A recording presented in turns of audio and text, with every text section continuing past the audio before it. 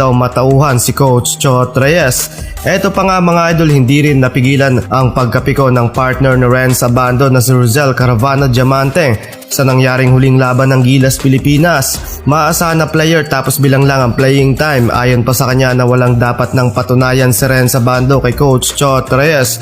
At totoo naman talaga mga idol dahil gumawa lang naman si Renz Abando ng sariling pangalan sa ibang bansa sa loob lamang ng isang taon.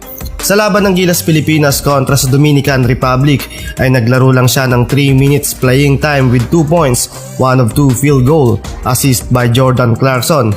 At sa huling laban nila kontra sa Angola ay umikot lang ang bola sa mga player na nagsimulang magpakitang gilas at hindi nabigyan ng pagkakataon si Renz Abando na tumagal sa loob ng court.